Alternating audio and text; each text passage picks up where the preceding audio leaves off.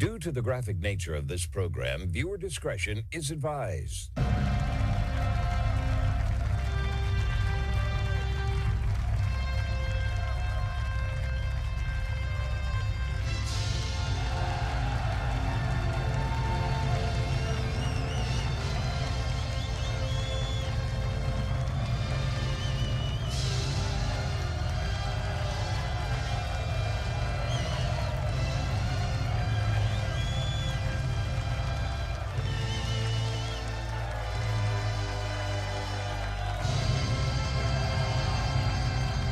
Welcome to the Marco Trade Show, everyone. It's Friday, December 19th, 2025.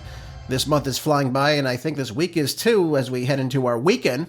Thanks, everyone, for tuning in today's show to hear all the relevant, groundbreaking news here in America and around the world, the only show where the facts are facts and hard truths thrive. Please don't forget to follow the show wherever you might get your podcast. It's available now on all streaming apps for your listening pleasures. And be sure to share with as many people as possible. I appreciate you when you do that. Hope everyone's ready for the best hour Radio has to offer. Uncensored and ready to go. It's Friday, so you know it's time for our weekly economic reports, as always. And I will kind of touch upon some of the things that President Trump mentioned during his speech to the nation on Wednesday evening. Let's jump right into our first line of business here. Let's look at the stock numbers first.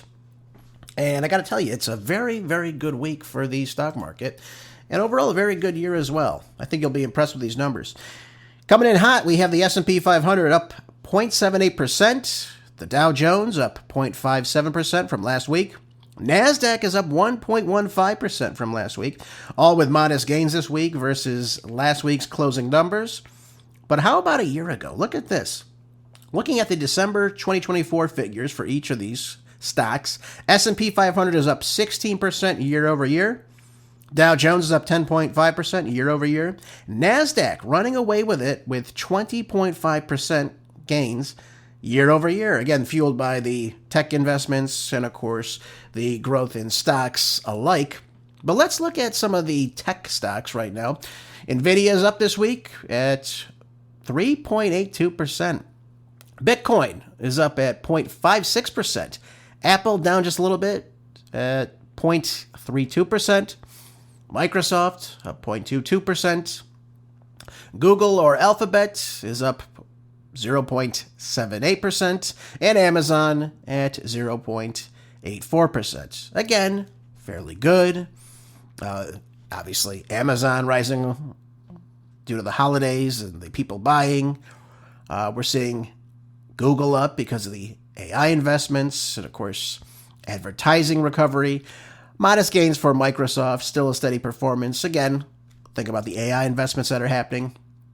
Apple is taking just a slight dip. Bitcoin showing resilience in the market volatility right now. But again, the government is highly invested in it, so you can expect it to continue to gain from here out. And NVIDIA still, again, leading among the tech stocks, up nearly 4% today. Again, driven by the strong AI chip demand that we see happening right now. Again, I told you, AI is going to be the future, folks. And we are desperately trying to get ahead of China and India, which I believe will be the leaders in this market. So we can expect all that. How are we doing in the gold market, folks? The precious metals, yep. Look at this, trading today at $4,330 an ounce. Up 0.7% from last Friday and up 65% year over year from last December, when it was just $2,622 an ounce. You know, it does seem like gold is going to be maintaining that balance of the $4,200 an ounce threshold that we talked about. And as trends forecasters have said, if it does stay within this realm of the 4,200 range, for a couple of months, it is going to continue to rise from there. So if you're investing in gold, it does seem like it's going to be a very successful investment for you. And again, I always tell you, make sure you consult with a financial planner, a stockbroker, before you invest any of your money in anything.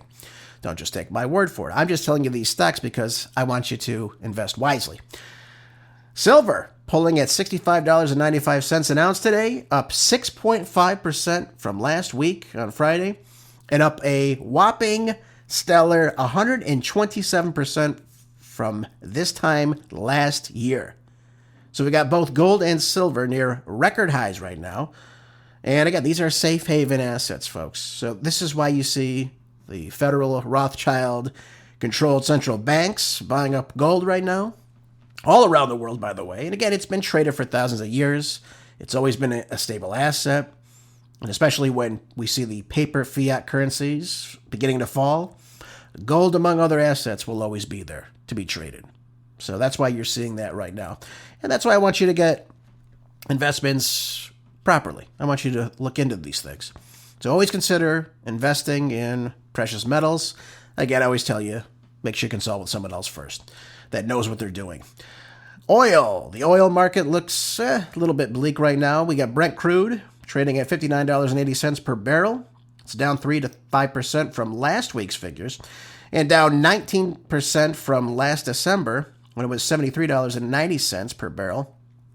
WTI crude trading at $56.40 a barrel, down 2 to 3% from last week's, and down 21% from December of last year when it was $71.70 per barrel. Now, why is this?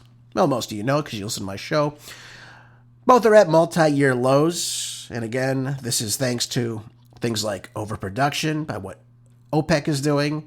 You have a weak demand also, and because of the geopolitical events that we're continuing to see. Think about what's happening in Russia right now. Think about what's happening in Venezuela. And again, you have slower global economies. We talked about what's happening in Europe. There are recessions going on in Europe right now. All these things play factors into the overall price of oil because, again, we all need it to survive. So no shock there. If you're investing in oil, unfortunately, your stock is a little bit down. Inflation. Let's talk inflation. President Trump touched upon this. And as I mentioned to you before, it's roughly around 3% from this time today than it was last year, kind of missing the Fed's 2% margin that we always try to shoot for each and every year, year over year. And the Consumer Price Index since December of 2024 rose to be 2.7% or 3.1%, depending on who you speak to. Let's listen to Steve Moore right now. He was on with Maria Bartiromo the other day, and he discussed what he sees as a result of the cause of inflation to run hot. What did he have to say? Well, I think 3.1% is too high. I think it will come in below that level on an annualized basis. We are seeing, prices fall in so many areas of the economy. I mean, one of the key ones, obviously, that you talk a lot about, Maria, is the gas price. I just paid $2.69 a gallon. That's a big reduction in where we were a year or 2 years ago. And by the way, energy, as you know, is the master resource. Almost everything that we consume and produce is driven by energy costs. So when those costs fall, everything else has a tendency to fall as well. We're still too high. Look, the Fed target rate on inflation is 2%. That's where we want to be. So we need to see those numbers edging down. And I think we're going to get a pretty good report. Okay. And again, he's right about all this, by the way.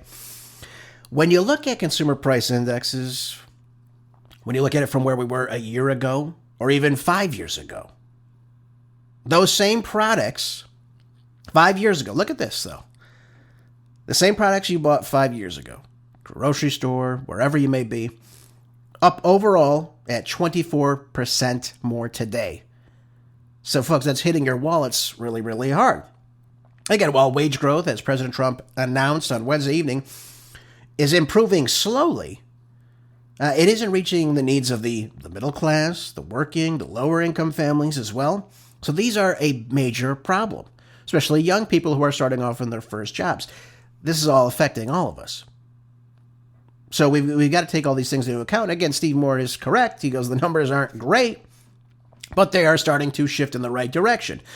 These numbers, again, since the Bureau of Labor Statistics weren't keeping up on these economic figures for the month of October, thanks to the government shutdown, thanks to people like Charlie Boomer.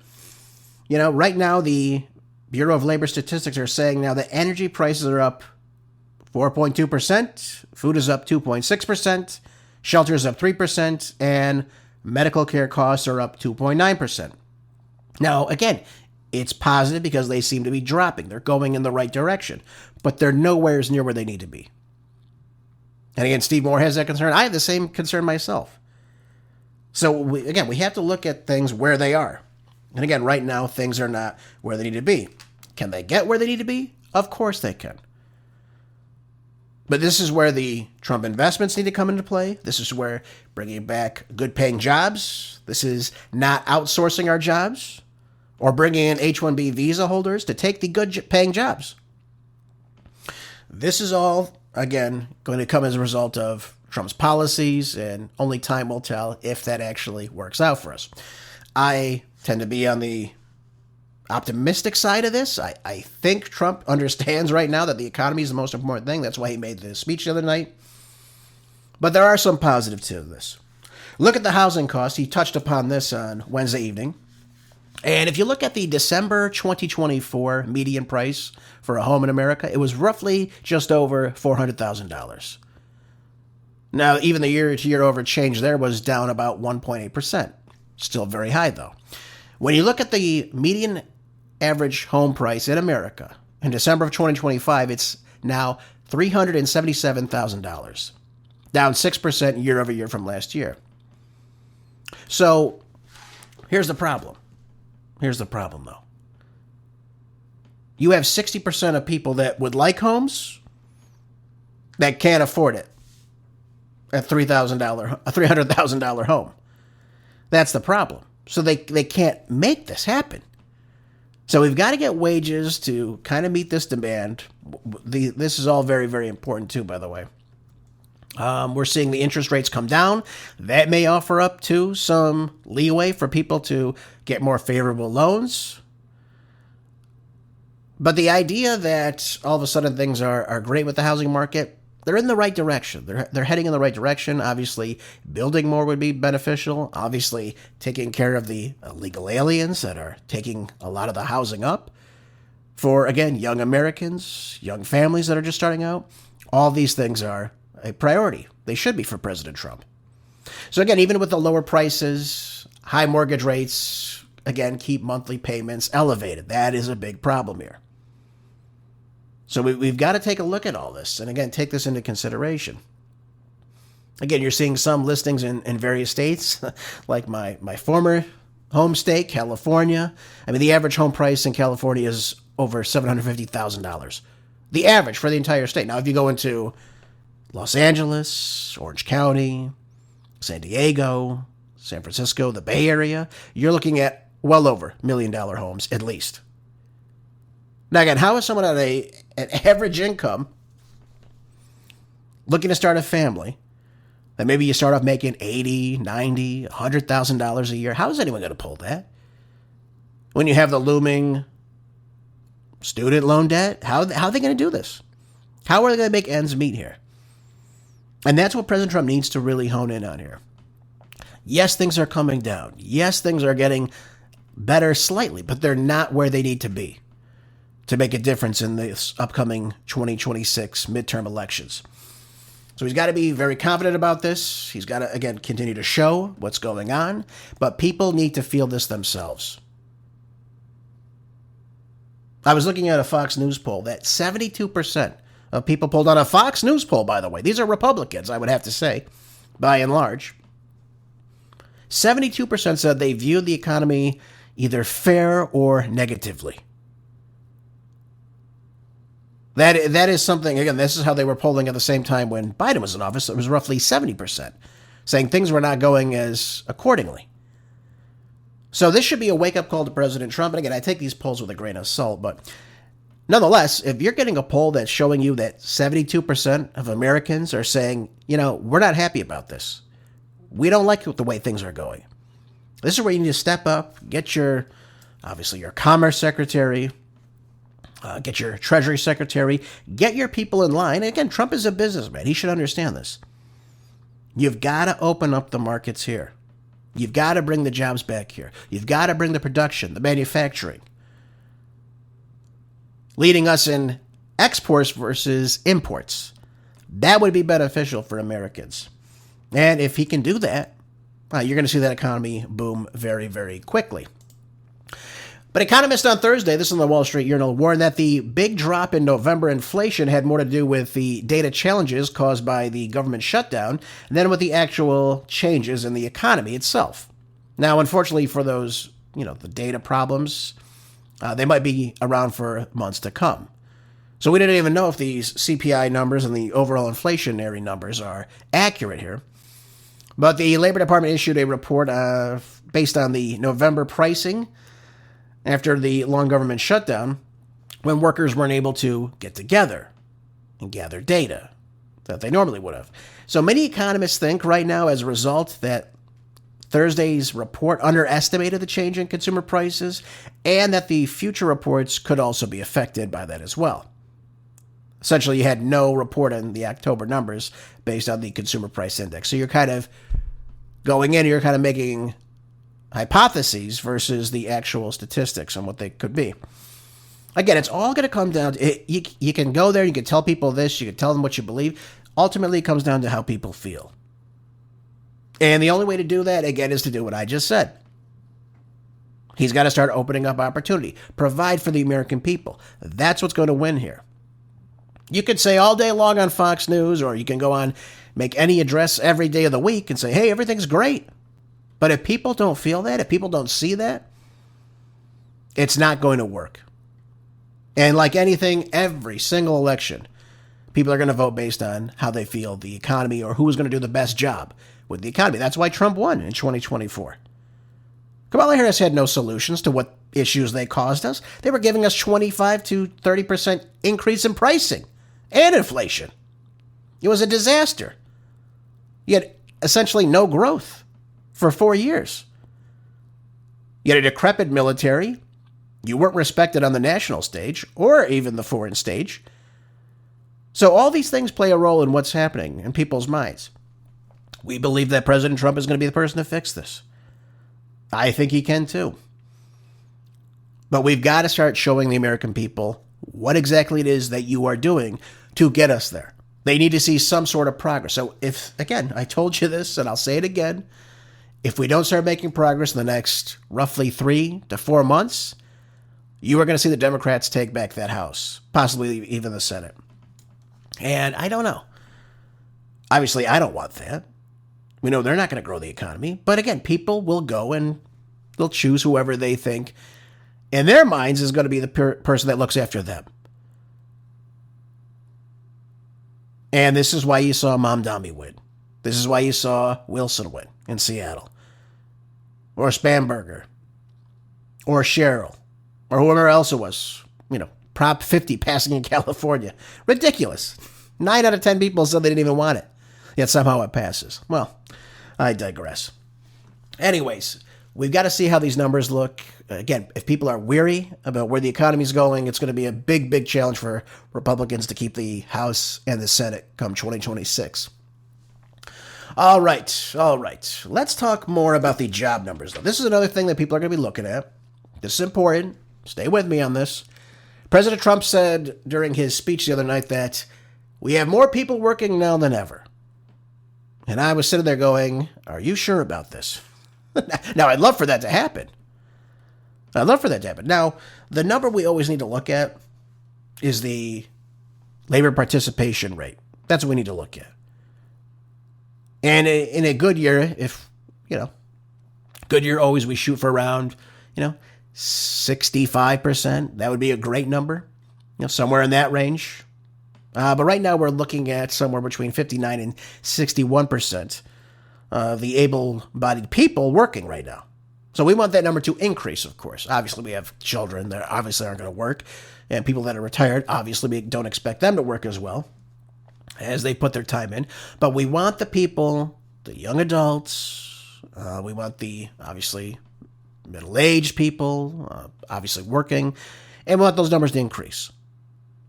So, again, that number is not where it needs to be. But here's the problem with the numbers that he suggested.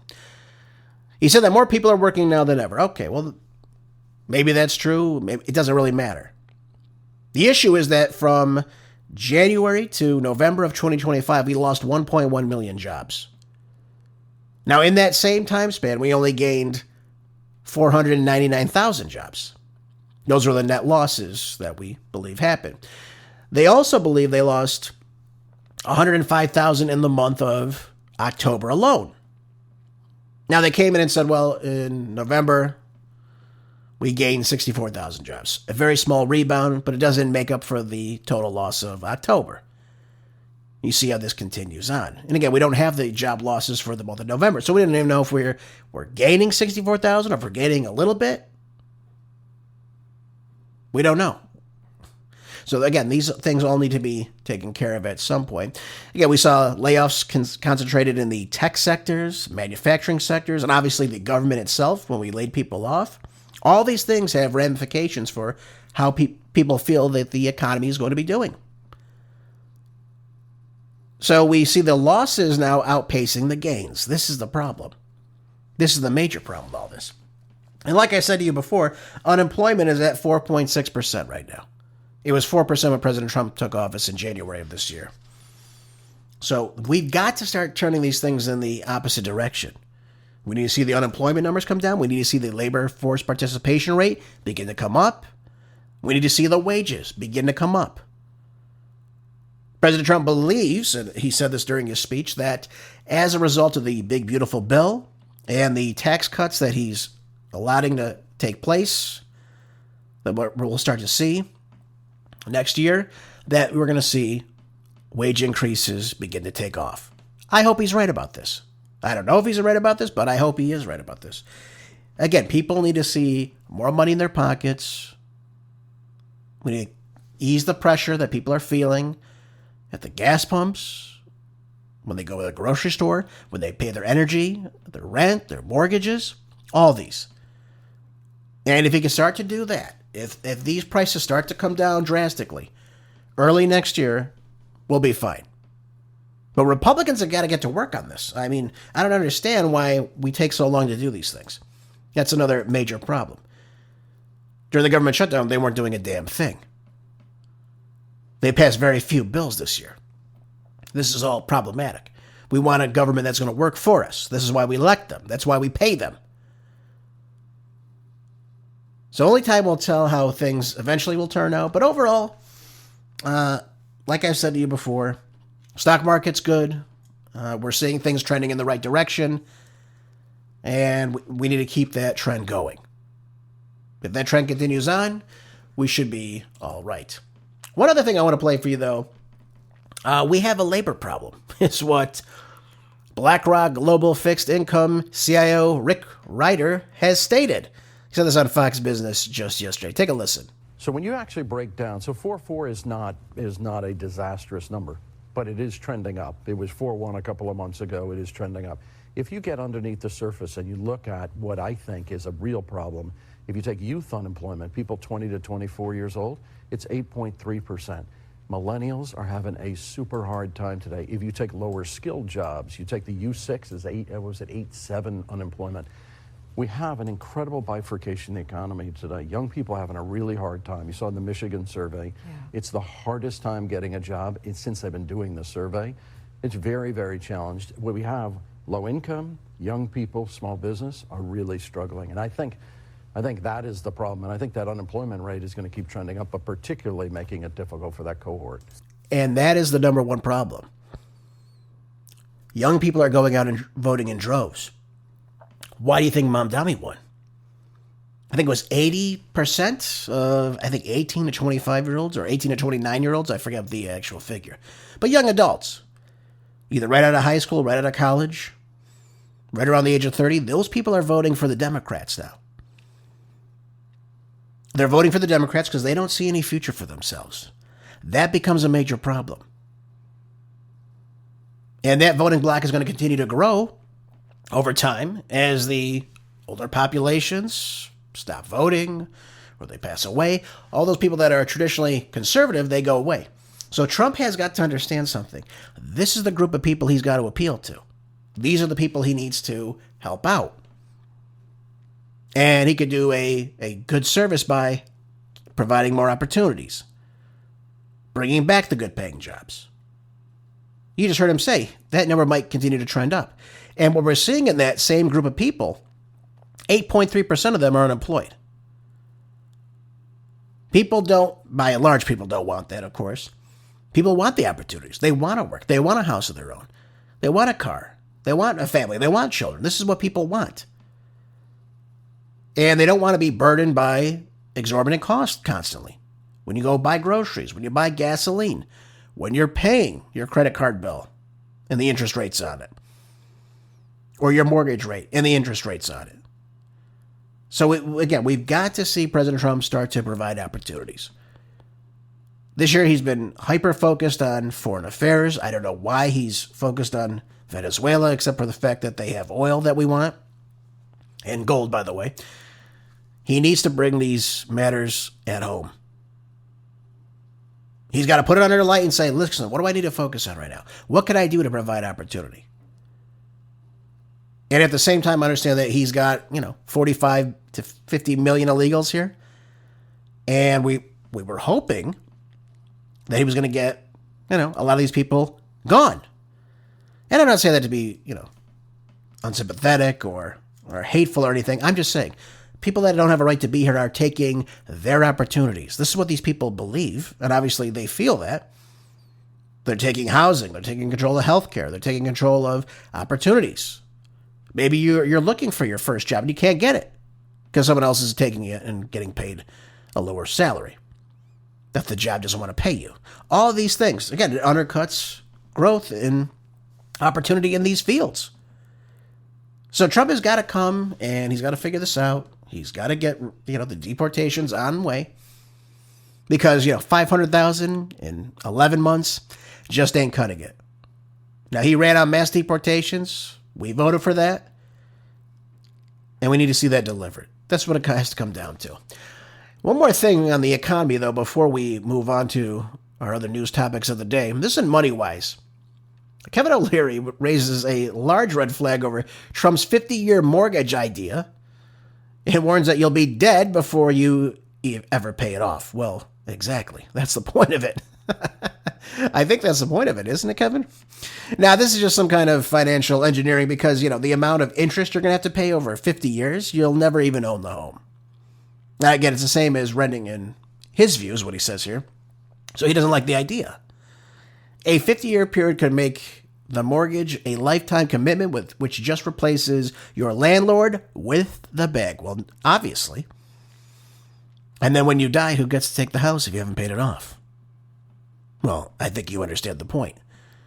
Do we want to live under a feudal system again? I think we've moved away from that. I don't think we like that. I don't understand why Trump even proposed this. This is one of the dumbest things I've ever seen him do. But let's take an example here. If you're 40, which is now the average age for the first-time home buyers, let's say you're 40 years old. You're going to be dead before the mortgage is even paid off. Again, 50 years is beyond a lifetime. Right? 50 years to pay something off. So again, if the average age is 40, you're 90. Not everyone's going to make it that far. And again, it's going to be much more expensive as the mortgage that lasts this long actually takes up again because of the interest. You're never going to get over that. So you're going to be paying, here's what he says here. He says you're going to be paying as much as interest to save $200 a month. You're going to pay almost 3 times more interest than a normal mortgage rate. So think about that. Again, while a slightly cheaper mortgage payment is certainly appealing in these days, when inflation, as O'Leary noted, is still north of 3%, paying interest for 50 years could be financially devastating for many homeowners. He's absolutely right about this. Now, here in the article, it says, with the average sale price of a home sitting at $512,800, according to Fred, I don't know what organization that is, it's increasingly important that you take your time both finding a home and securing a mortgage. Absolutely. But we're seeing right now 30-year mortgages set at 6.23% in November, and while you have a 15-year mortgage came out at 5.51% based on the same data from Freddie Mac. So now if the average home prices are $512,000, so roughly $513,000, again, that clashes with the statistics I saw earlier. But if that's the case, if it's $500,000 for a home, Again, you're going to see less people engaging in the market. Who's going to buy that up? Well, why do you think you see BlackRock coming in, buying up these massive neighborhoods that are being built? Because they're pricing out everyone else. Again, they're $1 trillion investment firm. You don't stand a chance against them. Should Trump come in and control that too? I think so. Should Trump come in and control who's buying farmland, pricing out farmers that want to start a business? I think so too. And should he get foreign investors out of the United States? I think so too. But this 50-year mortgage thing is not going to be, palatable for anybody. I don't think. Who would go into this? I don't know anyone that would sign this. I don't know anyone who would advise anybody to sign this. This is not good at all. So Trump has got to get things moving.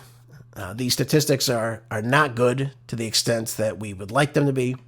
And I think he really sees this. He sees this and he realizes, hey, I got to do something about this. I've got to show some sort of influence that we're doing things that are helping people out. But other than that, you're not seeing it. All right, folks, so not a bad economic week. Could be better, of course. Could be much better, actually. But again, things are trending down. They're slow. But if they start to take off, we'll see things improve quickly.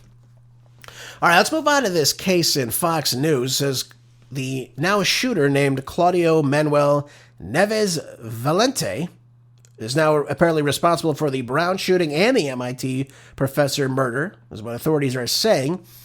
And he's this 48-year-old Portuguese national that was admitted into the United States in 2017. And now they believe that he's the person responsible for these killings. Now, he was found dead Thursday evening in a storage unit in Salem, New Hampshire from a self-inflicted gunshot wound.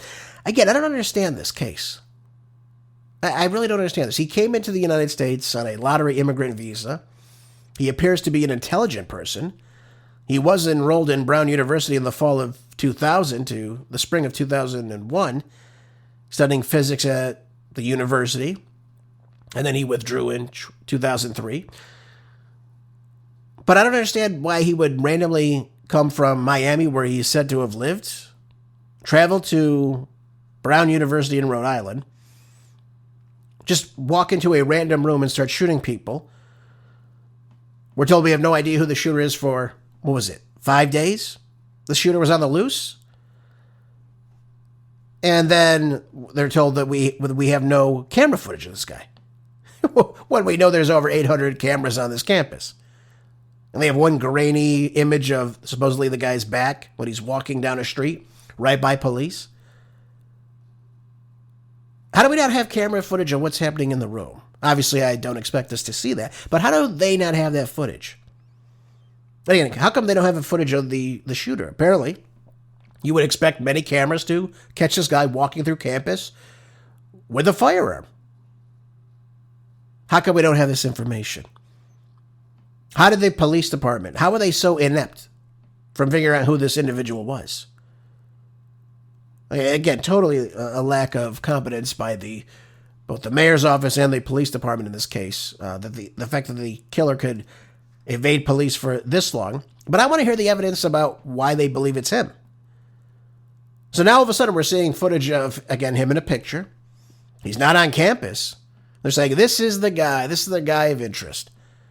Okay, well, can they match the weapon that he may have in his possession on the bullets that were fired that killed 2 innocent people? One was the vice chair of the Republican Party. It's unbelievable. And another student in that classroom. 9 others were injured. Can we match up bullets? Can we match the ballistics to this man? Why is he the person of interest? Again, I ask these questions because we're not being told the answers to them. Again, why would he travel to New Hampshire when he's evaded the police and then commit suicide in a storage container? And again, I don't understand that. He got away. And I'd like to know the information that ties him to this MIT professor that was murdered on Monday evening. So he murdered people on Saturday in Brown last week. He travels to Brookline, Massachusetts, kills a professor. Apparently he knows the man. They went to school together in Portugal. Kills him, this Nuno Lorio, excuse me, who's a nuclear fusion scientist and professor at MIT, why would he go and kill this man? And then he kills himself. So now we have no motive here. We don't understand why. But can we place him in all these places? Did he have a cell phone on him that we can, ping off of the, the service wires? Right? They pig off when you're in a certain region. That's how the GPS locates you and all that. Can we place him in all these areas? Is there a gun that he has that has been fired recently that we could run ballistics on that has the same caliber bullet that was used to kill all these innocent people? Can we do all this? Other than this, I don't understand. It's all of a sudden they're like, we found him, and we knew he was in this storage unit. Well, how did you know that? What brought you to that? Again, I really don't understand how a room at a university with 800 cameras can't find this guy who went in and did this right away. That can identify him. And they're going to be top-notch at an Ivy League university like Brown. So you'd think. So now it seems like we have a close-cut case here. Right? He's now accused of shooting nearly a dozen students, 2 of whom died, killing the professor at MIT in Brookline at his home. But where's the connection to it all? This is what I'm asking. Again, how do we know that it was him that did any of it? Because all we have is a picture of him, which appears to him to be standing, it looks like in maybe a restaurant or what have you. And they hone into him. But again, we need to hear more about why exactly this is him, though. It doesn't really make much of any sense. It's a bit shocking, to be honest with you. But again, commits suicide when he gets away. Nobody knows who he is. He's not a U.S. resident. He's not a U.S. citizen, rather. So he seems to have evaded police, and then he goes and kills himself. A very, very odd situation. Again, I'd like to hear more about why this is him. I always ask those questions. Why? How do you place this person in this situation? Because again, we just see a picture of someone say, yep, this is the guy. We found him. We had no idea who he was. Absolutely no idea. Couldn't they link his photo to a driver's license for the state of Florida or what have you? So again, I like hard facts. I don't like theories. I like to know exactly why this person is the person of interest. Did anyone see him on campus? Did anyone see him with a gun? Did the camera footage show him? Can we identify his face? Because before you were telling us you have nothing. Now all of a sudden you have something. Tell us why he's the person of interest. Again, did he have access to this firearm? Did the bullets of the gun match the bullets that murdered these innocent people? Can you get his cell phone placed to these regions at that particular time? All these things should be answered. And sadly, we never get them, and we're just told the case is closed, which obviously is something I don't typically like. But again, the shooting suspect's car, let's see, being towed away. So again, I want definitive evidence. That's all I'm saying, folks. I think we deserve it too. Because 3 people are dead as a result of this case. And, at first we heard about it, and they were saying, well, now they're linked.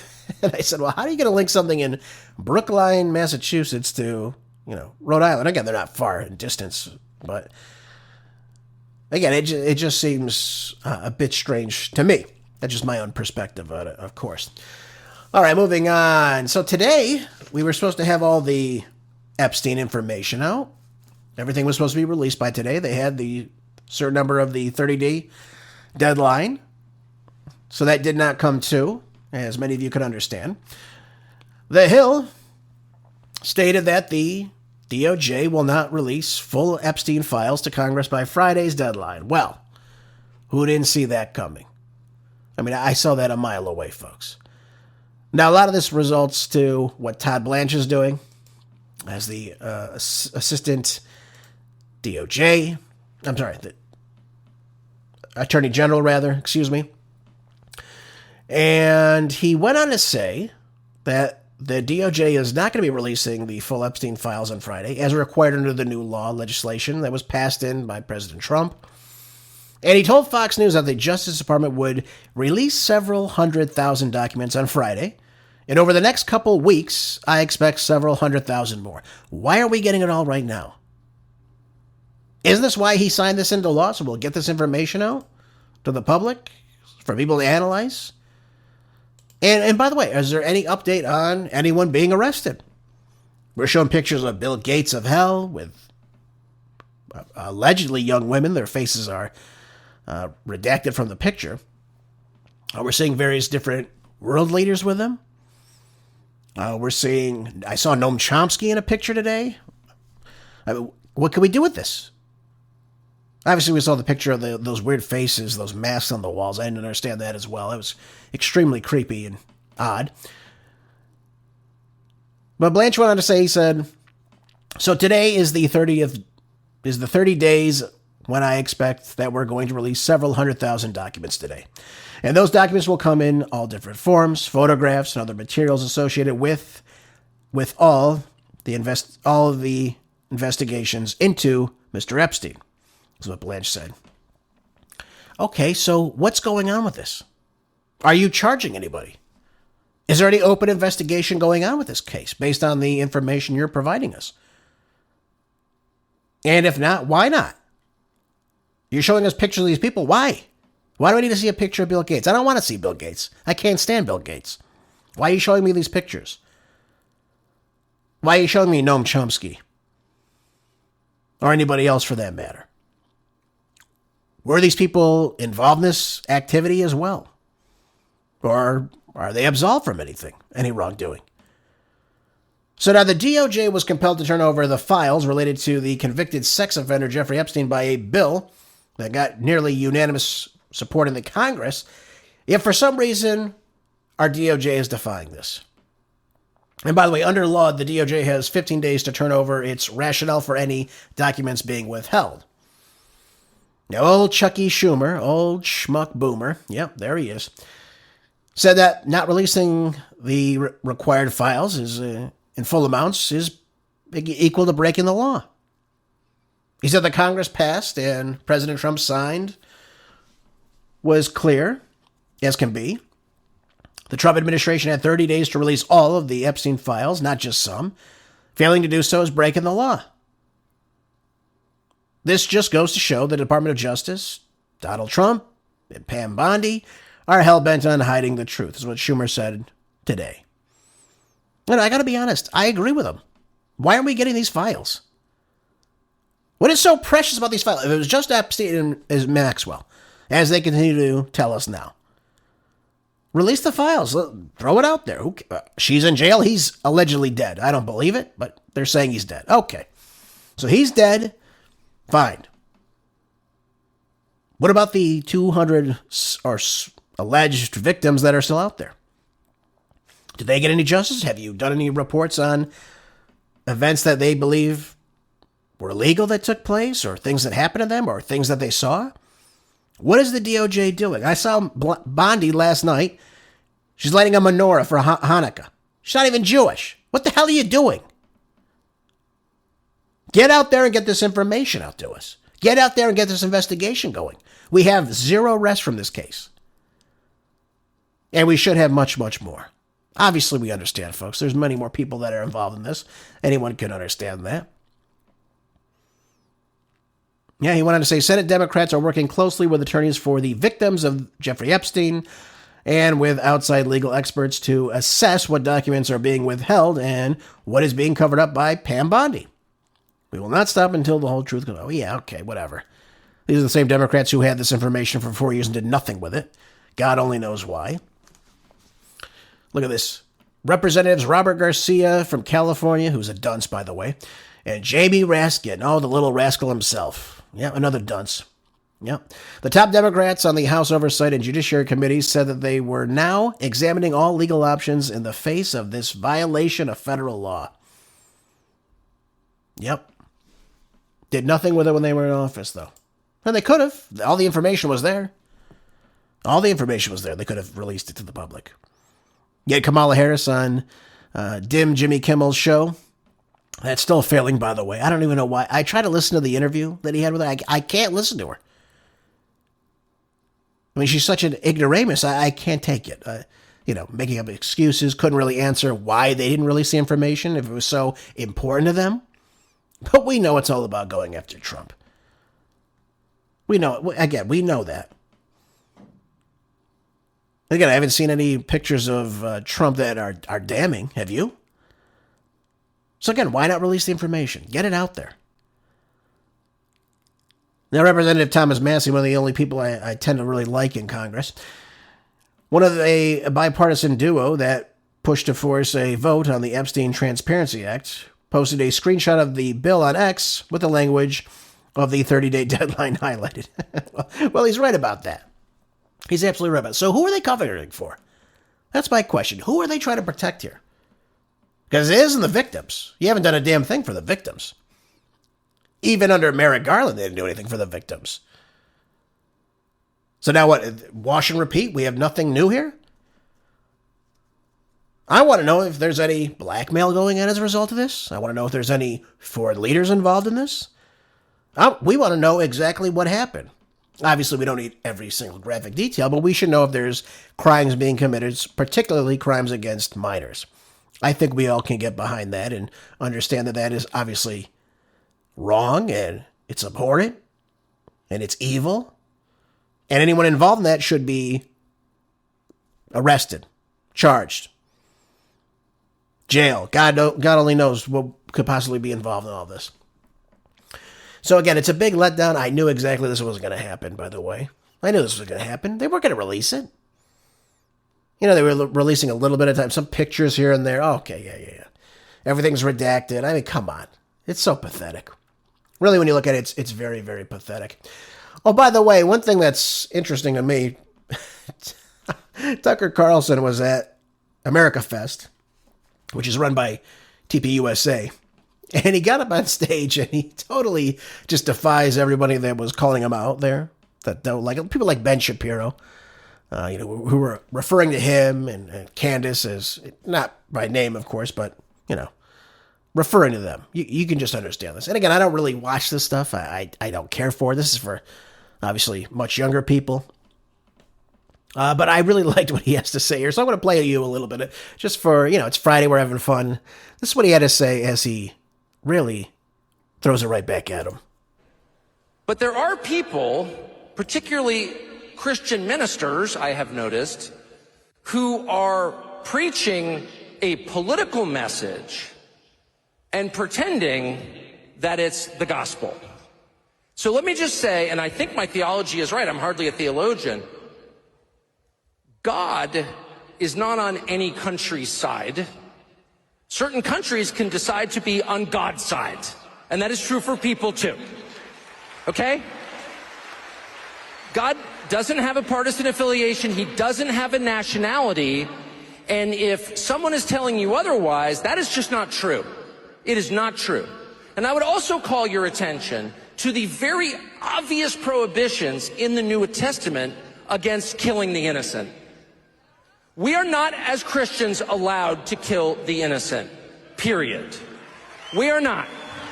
And you see elaborate arguments on behalf of doing so or ignoring it. Oh, that always happens in war. Well, you're right. One of the reasons I'm not that into wars. But when it does happen, unavoidably, we have to say that's wrong. We have to say that. We have to acknowledge that was wrong. And I'm sorry for the extent to which I participated in it. Forgive me. Because killing people who committed no crime is immoral. It will always be immoral. And people who do it will be punished for it. And nations that endorse it will be punished for it. That's a fact. And you are seeing now a very intense effort to convince you otherwise. Oh, it's fine. They deserved it. Really, did their children deserve it? If a man commits a crime, do we kill his kids? I don't care if it's in Minneapolis or Gaza City. No, we don't. And if we do accidentally, we say, I am so sorry that we murdered someone who did nothing wrong, because it is murder. And to see Christian pastors make excuses for that is one of the most, and that's not a partisan question. That is not a political question. That is the only question that matters. Do we have the right to murder people? And the resounding answer that Christianity provides us is no. And again, I'll let you find that clip of him speaking. It obviously goes much further. But good for him on this. Absolutely good for him on this. No, it's not right to kill innocent people.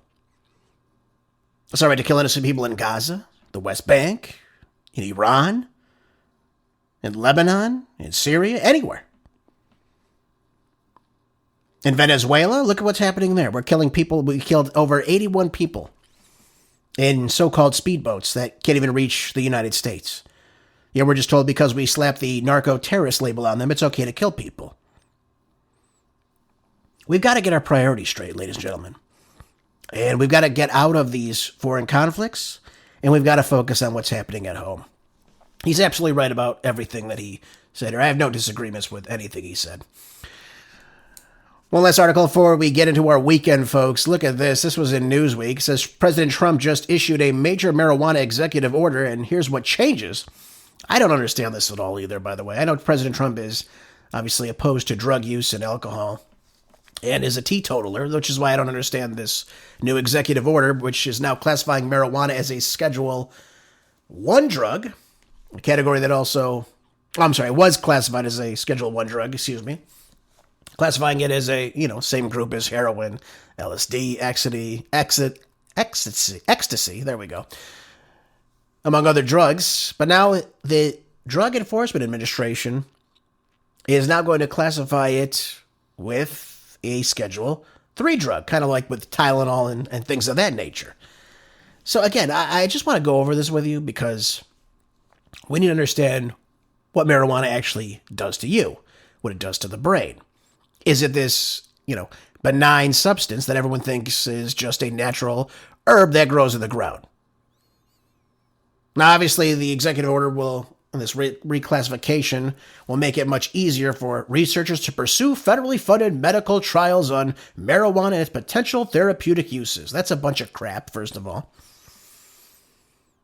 It says it does not change the status of marijuana, which remains illegal in the United States under federal law. However, 40 states have enacted laws that allow the sale of marijuana products and medicinal purposes, and nearly 24 permit recreational use. So it is legal in most states. The states have come out and made it legal. Yep, there we go. All right, let me break this down for you the only way I know how, with lots of facts. Here's some facts for you. Let's understand this.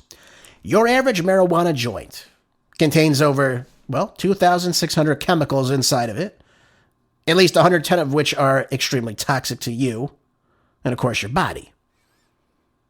And here's just some of the toxins that are involved in, just a couple, just so we know what we're doing. There are carcinogens. Again, these are cancer-causing agents inside the marijuana joint, bong hit, whatever the hell you do. I don't know, or maybe you don't do it, but maybe you know someone that does. This is what's inside of it. Formaldehyde, polycyclic aromatic hydrocarbons, benzene. These are all cancer-causing agents. They are DNA mutations that come as a result of this.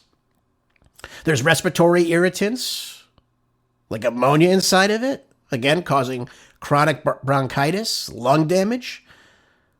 There's also heavy metals, lead, arsenic, cadmium. And by the way, if you're getting some marijuana in the state of California, some of it's now being produced on land where there was volcanic ash from God knows how long ago. Do you think that's good to inhale and put into your system? Yeah, I don't think so. I don't think so at all. Again, you have this organ toxicity, you have neurological damage, which comes as a result of these heavy metals. Not good, folks. Not good. Then we have mycotoxins. These are fungi, right? So they cause immune suppression, again, weakening your immune system. Other infections, 16% of the illicit cannabis samples tested positive for harmful mycotoxins in them. So look at what you're putting. You're putting fungus inside your body, folks. That's not where it belongs. And the also risk of shared use with tobacco smoke. There's 69 components. There's tar. There's still carbon monoxide that is inhaled when using it, which leads to things like heart disease, and lung cancer. And there's other volatile organic compounds found in the marijuana. So again, it's clearly not healthy to ingest this product. Now, especially the tetrahydrocannabinol, or THC as you may refer to it, found in the plant, which gives you that kind of high sensation. This acts as a psychoactive agent, again, causing many adverse effects from long-time drug use, psychosis, hallucinations, schizophrenia, among other things. These affect your brain chemistry, of course, with your dopamine surges. So it'll alter your mood, your perception, your coordination, your motor skills. Mentally, it can lead to panic attacks, anxiety in the short term. Long-term effects, you have things like depression. I mean, these are not good. Obviously, addiction, withdrawal can come as a result of this. Chronic psychotic episodes. Do we want this? Is this something we should be telling children this is just safe and fine to use? Like it's just puffing a cigarette? Which, again, I don't implore anybody to use as well. Here's another fact for you. Marijuana is a gateway drug. It always has been. It always will be. And again, for avid users, and for those that begin at a much younger age, it is likely, studies have shown, again, it's correlation, not causation. The CDC words it so nicely like that, right? The Center for Disease Creation and Production, causing it to say most cannabis users never progress to substances like cocaine or heroin. Okay, fine. Most people don't get into harder drugs. They stick with their joint. Okay, all right. But I'll leave you with this. Nobody jumps directly into harder drugs like acid, meth, cocaine, crack, heroin, fentanyl first. It just doesn't work out that way. Wouldn't make sense, right? Those abusing cannabis are going to use something harder. So no, not everyone that smokes cannabis is going to go out and do harder drugs. But when surveyed, listen to this, when surveyed, essentially all cocaine, methamphetamine, and over 90% of heroin users report using cannabis first. So the people who are genetically inclined or, have that addictive type of personality, those people will tend to go on to do harder things. All these people that use these hard drugs, LSD, acid, all these drugs, will try a joint first. And that's why it acts as a gateway drug. Let's all understand that. And by the way, let's just talk about this elephant in the room. Now, most of you might not know this, but in 1996, George Soros, yes, one of the most evil human beings in modern times, he's the one that he runs the Open Borders Society Foundation with his ignoramus son. But let's rewind to his earlier philanthropic career, when he wasn't betting against currencies and breaking the British pound. Soros was actually funding propositions in California like Prop 215, and in Arizona the same year, Prop 200. And again, it was this effort to legalize so-called medical marijuana.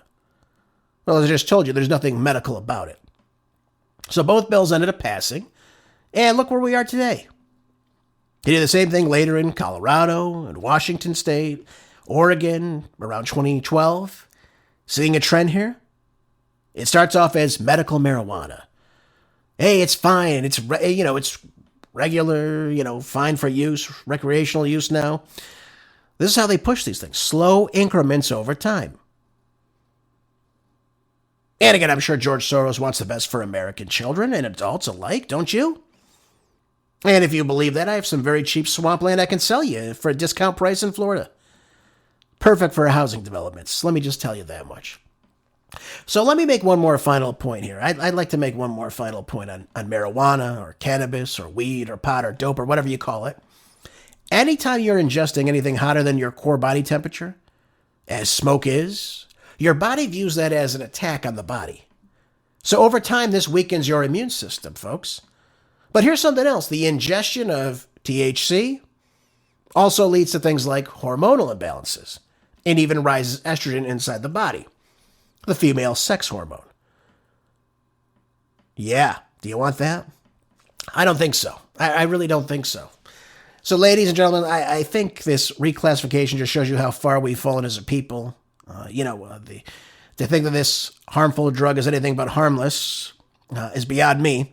And again, I'm surprised President Trump, who has spoken out against this drug use, alcohol use, among other things, just went out and did this. Just like suggesting it has any medical benefits. Like a supplement almost. That's what they're saying here. Again, if they really cared about the effects of the positives, which are very limited here, they can continue to extract CBD oils from the plant and use it that way, which is totally fine to use. But they don't. So I don't know if he's trying to appeal to younger voters. I really don't know what he's trying to do here. But again, stay away from the drugs, folks. Stay away from this stuff. It's not good for you. It's not something you should be putting in your body at any time. And, we've got to come to our senses here. What is best for us? That's what you should be asking yourself. What is the best thing we should be doing? Obviously, it's not ingesting drugs. Things that can obviously lead to more health issues later on. And that's all I have to say about that. Folks, thank you for being here. As always, I appreciate you so much. You're great. Thank you for sharing the show when you do. I appreciate you so much. And again, make sure you're keeping your house in order, too. That's very, very important as well. So, folks, make sure, again, store up the food, water, ammo, supplements, gold, tools, anything you need to be self-sufficient. It all starts in the home. And when we make our homes better, we make the world a better place. Let's never forget that. So, again, don't forget to share the show with as many people as possible. Get the truth out. I appreciate you so much. I'll see you back here on Monday on the next Marco Dre Show. Until then, be good, stay busy, and God bless.